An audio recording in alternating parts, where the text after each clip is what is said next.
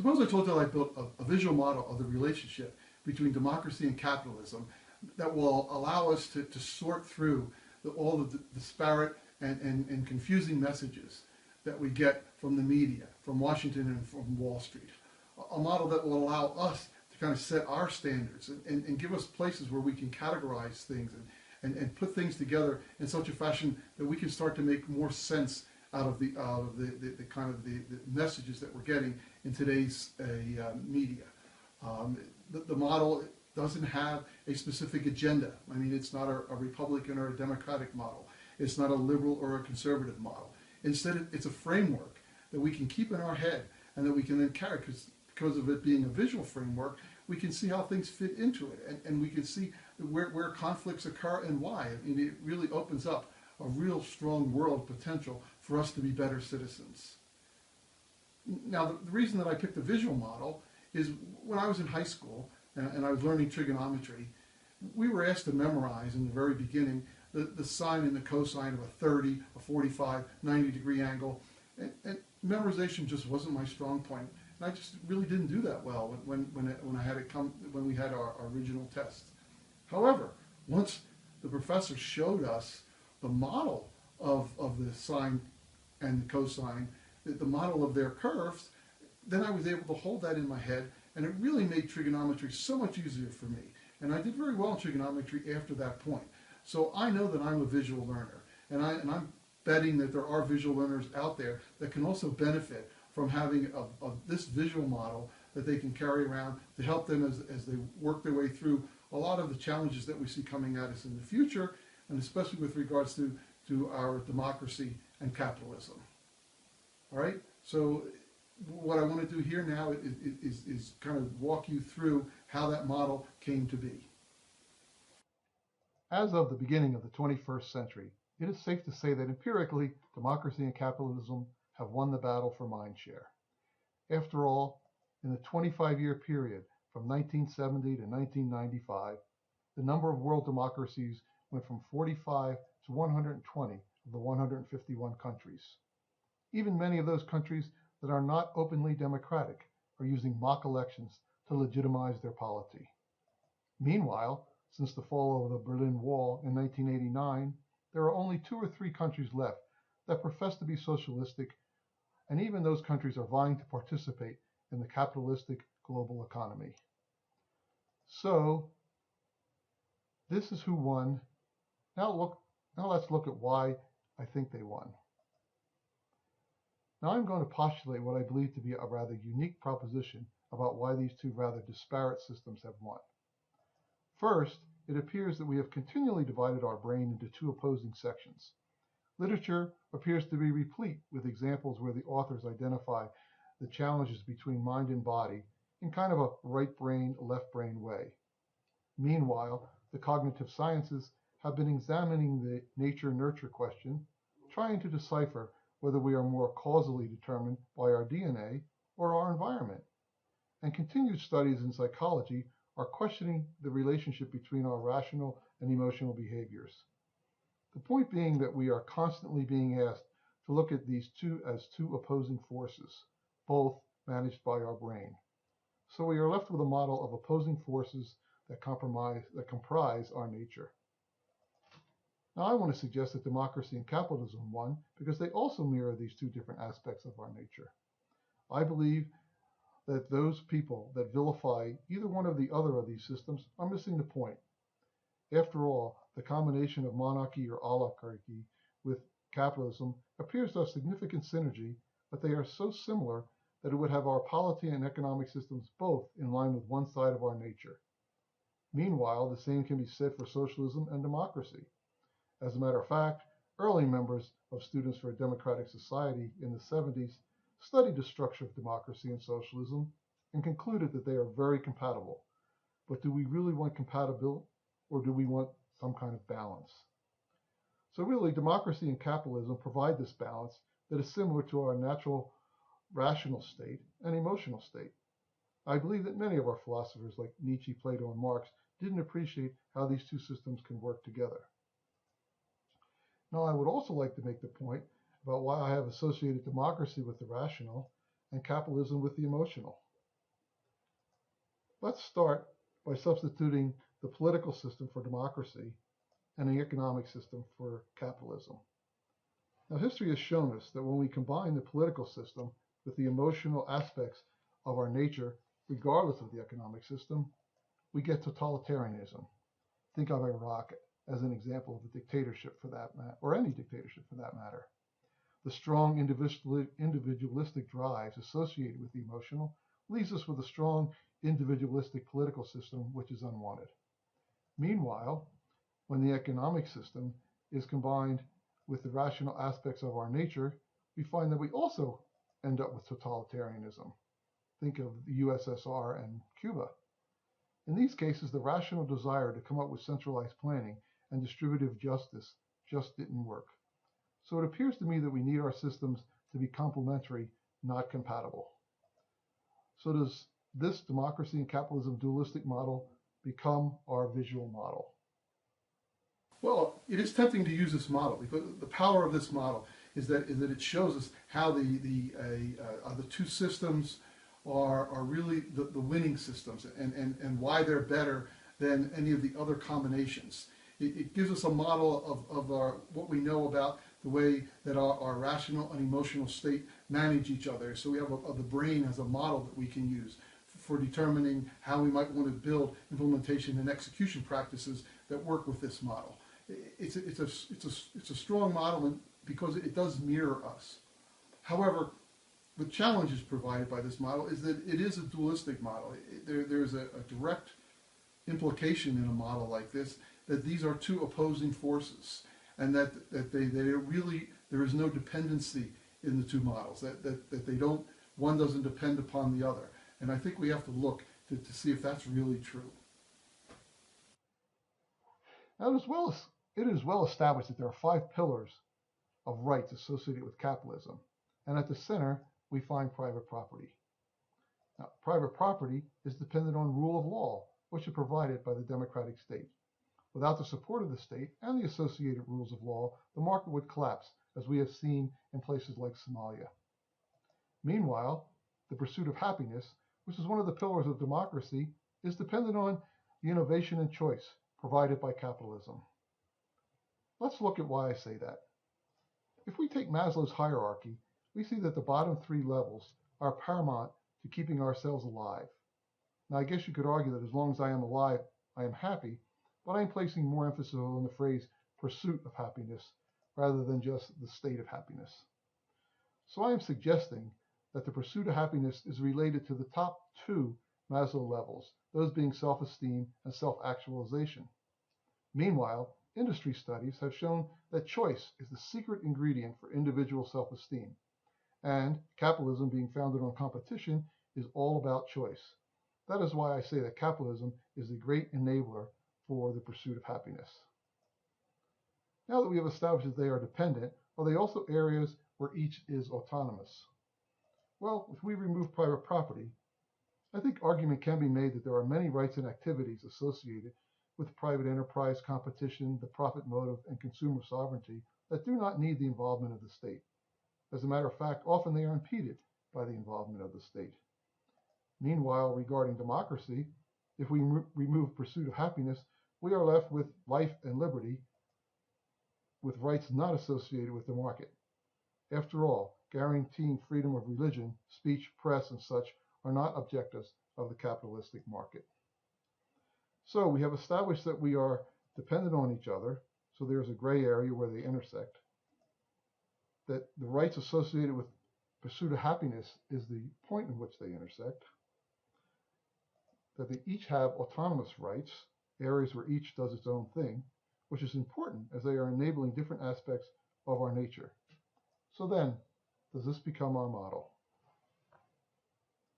For a long time, I was really very proud of this model. I really felt like it demonstrated how there's no sense, in essence, in vilifying one versus the other because they're dependent on each other. It gave us a sense of where that dependency comes from with regards to the rational and the emotional. It provided us with so much of the relationships between how a democracy and a government and how a capitalistic or economy system can work together, and how they fit and where they fit. I mean, it showed us that they can be autonomous, that they can do some things that are on their own, and where areas where, you know, where each system can function independent of the other, which is really important, because I think that that's true of the way our systems work, just like it's true of the way our emotions and our rational world works. And then it also pointed out that where that link is in the pursuit of happiness. So it gave us an area, a location, in terms of when we try to put together execution and implementation practices. It gave us a starting point. It let us know where we want to weigh, where we want to link those things together. So I think it was a very strong model, right? And I was really excited about that model. And so, but is it really the finishing model? The answer again is no. The reason is that we really have misstated the pillars of democracy, because all of the rights associated with life and liberty are really inalienable rights and must be equally available to all citizens. Democracy, in its basic principles, only addresses the rights of the majority, but inalienable rights are not candidates for majority voting. We cannot vote for national religion or a race, and the reason is so important is that by carrying the wrong image in our head, we are often inclined to overstate the protection of rights that democracy and capitalism provide. How many times have we heard about the liberties and freedoms provided by democracy or capitalism, when really neither of those systems support freedoms and liberties for all citizens? So this model does not really have any champion for the inalienable rights that, in the case of the USA, are covered in the Bill of Rights. In a study that my father did for IBM, he identified that the reason that the sales and marketing group were constantly able to move their agenda was because they had 16 representatives at the corporate table, while no one else had more than 2. I believe that we are witnessing a similar issue in the institutions that we have built. Since no one represents the inalienable rights at the table, they have to wait to use the courts to undo something already done, which has proven to be a rather difficult, time-consuming, and expensive proposition. So I'm going to suggest that we add another dimension to our model, a dimension that I term humanism. And this dimension will champion the life and liberty rights. Now, by adding a third element, we've increased the total items to be considered to 7, with the 3 autonomous items of humanism, capitalism, and democracy, and the 4 relationships. So this, like the sine and cosine graphs I referenced earlier, provides us with a reference model that we can use to explain the workings of our polity, economic, and humanistic systems. Now, one of the interesting facts about this model is that it helps us identify the priority for the conflicts of rights. Questions regarding the desire of the majority to overstep its authority and infringe on the inalienable rights which would be covered in the institutions that protect number 4 in our model. After all, the majority cannot vote away inalienable rights. Even if 95% of the citizens in the U.S. are Christian, we cannot vote for a Christianity agenda as our state or national agenda. Similarly, these issues where the capitalistic system infringes on the inalienable rights can be covered by institutions established to protect number 5 in our model. Even in circumstances where the majority and the capitalist systems agree on something, if it infringes on our inalienable rights, we can have institutions that protect number 7. Of course, the same is true about number 6, where the capitalist and the majority systems are at odds. This should be where our state and federal governments focus most of their time. Now, why does it matter? It matters because when we have a different model in our head, it facilitates the conversations that are necessary to solve some of the complex issues created at the intersections. As an example, take an issue like multicultural pluralism. If we define it as an issue that requires protection for all citizens equally, as I believe that Lyotard does, then it falls into the realm of humanism, and we have a common starting point for how we want to deal with it. Conversely, if it is seen as a variable right, which I believe fits more in line with Rawls, we can move it to the democracy and let the majority decide. This would also apply for other issues such as education, healthcare, etc. The model also helps facilitate conversation about which rights belong in the humanism versus democracy circles. Also, if we were to adopt Hayek's logic for determining services, we can take the bundle of government services and look at each one to determine if that service can be better delivered in a competitive, profit-oriented arena, or in a cooperative government arena. And with this model, I also believe we can demonstrate how we can support many of our 21st century political philosophers, many of whom are already formulating suggestions for solutions. For instance, is Rawls' veil of ignorance really just another term for the institutions that would be organized to support number 4, 5, and 7 in our model? In another example, Habermas has developed a position where he identifies state systems and economic systems that are primarily guided by rules of efficiency and performance. He then talks about the need for recognition of our life world, where we develop processes to dam up the infringement of these impersonal systems so that they don't take complete control of our life world. I think you can see that our model helps and facilitates our understanding of what he is talking about, and when he talks about the rules of communicative action. These rules would be adopted by the institutions that protect the life world, or what is called humanism in our model. Now, a few points that I want to remember before we end. One is that I believe that they won because they appeal to democracy and capitalism to different aspects of our nature, not because they are opposing. So it's not the opposing issue, it's the fact that they actually complete the two different and match up to the two different parts of our nature. Also, there's been recent efforts in embodied cognition sciences are proposing a three-dimensional model, which again really fits very comfortably into our three-dimensional model, so that we're no longer looking at just thought, emotion, and flesh, and we're also looking at democracy, capitalism, and humanism.